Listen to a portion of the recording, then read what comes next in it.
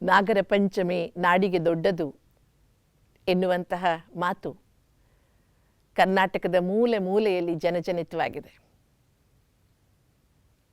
ನಾಗರ ಪಂಚಮಿ ಕೇವಲ ಹಬ್ಬ ಮಾತ್ರವಲ್ಲ, ಹಬ್ಬಗಳ ಪ್ರಾರಂಭ ಅಂತ ಹೇಳ್ಬೋದು. ಶ್ರಾವಣ ಮಾಸದ ಮೊದಲನೇ ಹಬ್ಬವಾಗಿ ಆಚರಿಸಲ್ಪಡ್ತದೆ ನಾಗರ ಪಂಚಮಿ. ಪ್ರಕೃತಿಯ ಜೊತೆಗೆ ಅವಿನಾಭಾವ ಸಂಬಂಧವನ್ನು ಜೋಡಿಸ್ತಾ, ಪ್ರಕೃತಿಯನ್ನು ಗೌರವಿಸ್ತಾ, ರೈತನ ಮಿತ್ರನಾಗಿರುವ ಹಾವುಗಳ ಬಗ್ಗೆ ವಿಶೇಷವಾದ ಕಾಳಜಿಯನ್ನು ಸೂಚಿಸ್ತಾ, ಅದರ ಜೊತೆಗೆ ಮನುಷ್ಯ ಪ್ರಕೃತಿಯ ಜೊತೆಗೆ ಸ್ನೇಹಿಯಾಗಿ ಬದುಕಬೇಕು ಎನ್ನುವುದನ್ನು ತೋರಿಸುವಂತಹ ಸುಂದರವಾದಂತಹ ಹಬ್ಬ. ವಿಶೇಷವಾಗಿ ಕರ್ನಾಟಕದ ಕರಾವಳಿಯಲ್ಲಿ ಹೆಚ್ಚಿನ ರೀತಿಯಲ್ಲಿ ಇದನ್ನು ಆಚರಿಸಲಾಗ್ತದೆ. ಮಲೆನಾಡಿನ ಪ್ರದೇಶದಲ್ಲಿಯೂ ಸಹ ಆಚರಿಸಲಾಗ್ತದೆ, ಬಯಲುಸೀಮೆಯಲ್ಲಿಯೂ ಸಹ ಆಚರಿಸಲಾಗ್ತದೆ. ಬಯಲುಸೀಮೆಯಲ್ಲಿ ಈ ಹಬ್ಬವನ್ನು ಆಚರಿಸುವಾಗ ಒಂದು ಬೇಂದ್ರೆಯವರ ಹಾಡು ತುಂಬ ಪ್ರಸಿದ್ಧವಾಗಿದೆ. ಪಂಚಾಮಿ ಹಬ್ಬ ಉಳಿದಾವ ದಿನ ನಾಕ, ಇನ್ನು ಅಣ್ಣ ಬರಲಿಲ್ಲ ಇನ್ನು ಯಾಕ ಕರಿಯಾಕ ಅನ್ನುವಂಥ ಹಾಡು ಬಹಳ ಪ್ರಸಿದ್ಧವಾಗಿದೆ.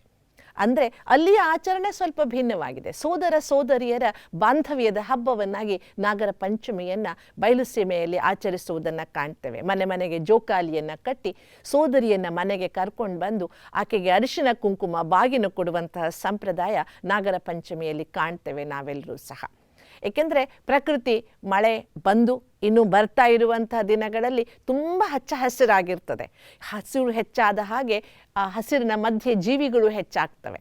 ಆದ್ದರಿಂದ ಮನುಷ್ಯ ವಿಷಜಂತುಗಳಿಂದ ತನ್ನನ್ನು ತಾನು ರಕ್ಷಿಸಿಕೊಳ್ಬೇಕು ಎನ್ನುವ ಕಾಳಜಿಯನ್ನು ಮೂಡಿಸುವುದರ ಜೊತೆಗೆ ವಿಷಜಂತುಗಳನ್ನು ಶತ್ರುಗಳನ್ನಾಗಿ ನೋಡದೆ ಬದುಕಿನಲ್ಲಿ ಎಲ್ಲವೂ ಅವಿನಾಭಾವ ಎನ್ನುವುದನ್ನು ಸೂಚಿಸುವಂಥದ್ದಾಗಿದೆ. ಆತ್ಮೀಯರೇ, ಬಹಳ ಮುಖ್ಯವಾಗಿ ಇದನ್ನು ಸ್ವಲ್ಪ ಆಧ್ಯಾತ್ಮಿಕವಾಗಿ ನಾವು ಅರ್ಥೈಸಿಕೊಳ್ತಾ ಹೋದರೆ, ಪಂಚಮಿ 5 ಅಂತ ಏನು ತೋರಿಸಲಾಗ್ತದೆ. 5 ಹೆಡೆಯ ನಾಗ ಬಹಳ ಪ್ರಸಿದ್ಧವಾಗಿದ್ದಾನೆ.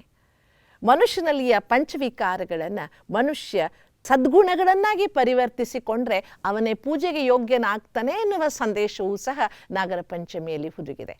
ಮಣ್ಣಿನ ಜೊತೆಗೆ ಅಲ್ವಾ, ಹುತ್ತದ ಮಣ್ಣನ್ನು ತಂದು ಹಾವು ಮಾಡಿ ಅದಕ್ಕೆ ಹಾಲೆರೆಯುವಂತಹ ಸಂಪ್ರದಾಯವನ್ನು ನಾವು ನೋಡ್ತೇವೆ. ಇನ್ನೊಂದು ಕಡೆ ಹಾವಿಗೆ ಹಾಲೆರೆದಂತೆ ಅನ್ನುವಂತಹ ಒಂದು ಗಾದೆ ಮಾತನ್ನು ನಾವು ಕೇಳ್ತೇವೆ. ಹೀಗೆ ಚಿತ್ರವಿಚಿತ್ರವಾಗಿ ಆಚರಿಸಲ್ಪಡುವಂತಹ ಹಬ್ಬ ನಾಗರ ಪಂಚಮಿ. ಆದರೆ ಆತ್ಮೀಯರೇ, ವಿಶೇಷವಾಗಿ ಈ ನಾಗರ ಪಂಚಮಿಯಲ್ಲಿ ನಾವೆಲ್ಲರೂ ತಿಳಿಯಬಹುದಾದ ಅಧ್ಯಾತ್ಮದ ಒಂದು ಸುಂದರವಾದ ಮುಖ ಯಾವುದು ಅಂದರೆ, ಕಾಮ ಕ್ರೋಧ ಲೋಭ ಮೋಹ ಅಹಂಕಾರಗಳೆನ್ನುವಂತಹ ವಿಕಾರಗಳನ್ನು, ಯಾವುದನ್ನು ವಿಷಸರ್ಪಕ್ಕೆ ಹೋಲಿಸಲಾಗ್ತದೆ. ಈ ವಿಷಸರ್ಪದಂತಹ ಅವಗುಣಗಳನ್ನು, ಕಾಮವನ್ನು ಶುಭ ಕಾಮನೆಗಳನ್ನಾಗಿ, ಕ್ರೋಧವನ್ನು ಯೋಗಾಗ್ನಿಯನ್ನಾಗಿ, ಲೋಭವನ್ನು ಸದ್ಗುಣಗಳ ಪ್ರಾಪ್ತಿಯಲ್ಲಿ ತೊಡಗಿಸಿಕೊಂಡು, ಮೋಹವನ್ನು ಸತ್ಯವಾದ ನಿಷ್ಕಲ್ಮಶ ಪ್ರೀತಿಯನ್ನಾಗಿ, ಅಹಂಕಾರವನ್ನು ಸ್ವಮಾನವನ್ನಾಗಿ ಬದಲಾಯಿಸಿಕೊಂಡು, ಸ್ವ ಅಭಿಮಾನವನ್ನಾಗಿ ಬದಲಾಯಿಸಿಕೊಂಡು ಮನುಷ್ಯ ಅವಗುಣಗಳನ್ನು ಸದ್ಗುಣಗಳನ್ನಾಗಿ ಬದಲಾಯಿಸಿಕೊಳ್ಳಬಹುದು ಎನ್ನುವಂತಹ ಸತ್ಯ ಸಂಗತಿಯೂ ಸಹ ನಮಗಿಲ್ಲಿ ಕಾಣಸಿಗ್ತದೆ. ಇನ್ನು ಪುರಾಣಗಳಲ್ಲಿ ನಾವು ಕಾಣುವ ಹಾಗೆ ಕಾಳಿಂಗನ ತಲೆಯ ಮೇಲೆ ಕೃಷ್ಣ ನರ್ತನ ಮಾಡಿದ, ಕಾಳಿಂಗನನ್ನು ತನ್ನ ವಶಕ್ಕೆ ಪಡೆದುಕೊಂಡ.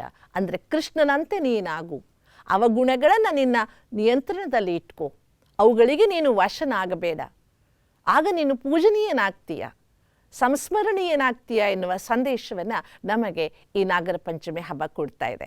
ಆತ್ಮೀಯರೇ, ಬಹಳ ಮುಖ್ಯವಾಗಿ ನಾಗರ ಪಂಚಮಿಯಲ್ಲಿ ನಾವು ವಿಶೇಷವಾಗಿ ಆ ದಿನ ಅನೇಕ ಕಥೆಗಳು ಉಪಕಥೆಗಳನ್ನು ನೋಡ್ತೇವೆ. ಕೆಲವರ ಮನೆಯಲ್ಲಿ ಆ ದಿನ ಉಪ್ಪಿಲ್ಲದ ಆಹಾರವನ್ನು ಸೇವಿಸುವ ಪದ್ಧತಿ ಇದೆ.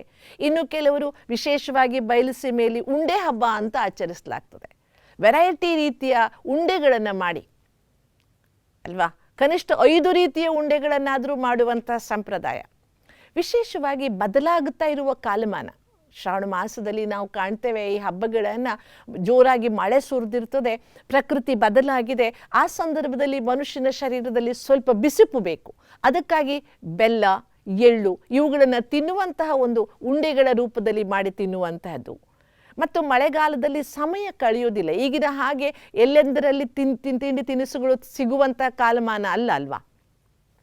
ಆದ್ದರಿಂದ ಮನೆಯಲ್ಲಿ ತಿಂಡಿಗಳನ್ನು ಮಾಡಿ ಒಬ್ಬರಿಗೊಬ್ಬರು ಕೊಡ್ತಾ ನೋಡಿ, ಹಬ್ಬಗಳ ಆಚರಣೆ ನೋಡಿ, ತಾನು ತಯಾರಿಸಿದ್ದನ್ನು ಇನ್ನೊಬ್ಬರಿಗೆ ಎಲ್ಲರ ಮನೆಯಲ್ಲೂ ಮಾಡಿರ್ತಾರೆ, ಆದರೂ ಅದನ್ನು ವಿನಿಮಯ ಮಾಡಿಕೊಳ್ಳುವಂಥದ್ದು, ಹಂಚಿ ಬದುಕುವುದೇ ಜೀವನ ಎನ್ನುವ ಸಂದೇಶವನ್ನು, ಅದು ಪ್ರೀತಿಯಾಗಿರಲಿ, ಸಿಹಿ ತಿಂಡಿಯಾಗಿರಲಿ, ವ್ಯಾವಹಾರಿಕವಾಗಿ ಹಂಚಿ ತಿನ್ನುವುದರಲ್ಲಿ, ವಿನಿಮಯ ಮಾಡಿಕೊಳ್ಳುವುದರಲ್ಲಿ ಶ್ರೇಷ್ಠತೆ ಇದೆ ಎನ್ನುವುದನ್ನು ಸಾರುವುದರ ಜೊತೆಗೆ ವಿಶೇಷವಾಗಿ ಆ ನಾಗರ ಹಾವನ್ನು ಶಂಕರನ ಕೊರಳಿನಲ್ಲಿ ತೋರಿಸಿ ಅವನು ಪೂಜೆಗೆ ಯೋಗ್ಯ ನಾಗದೇವತೆ ಅಂತ, ಅವನಿಗೆ ವರ್ಷಕ್ಕೊಂದು ದಿನ ಭೂಮಿಯ ಮೇಲೆ ಪೂಜೆ ಅಂತ ಪುರಾಣಗಳ ಕಥೆಗಳನ್ನು ಬರೆದು ಆ ಮೂಲಕ ಪ್ರಕೃತಿಯಲ್ಲಿ ಸಹಬಾಳ್ವೆಯನ್ನು ನಡೆಸುವಂತಹ ಜೀವಜಂತುಗಳನ್ನು ನಾವು ದ್ವೇಷಿಸುವುದು ಬೇಡ ಎನ್ನುವಂತಹ ಸಂದೇಶವನ್ನು ನಾಗರ ಪಂಚಮಿ ಕೊಡ್ತದೆ.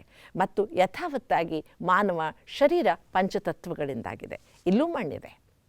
ಈ ಪಂಚತತ್ವಗಳಿಂದಾದಂತಹ ಶರೀರವನ್ನು ನಾವು ನಿರ್ಲಕ್ಷಿಸುವುದು ಬೇಡ, ಆದರೆ ಅತಿಯಾಗಿ ಇದರ ಬಗ್ಗೆ ಕಾಳಜಿಯೂ ಬೇಡ.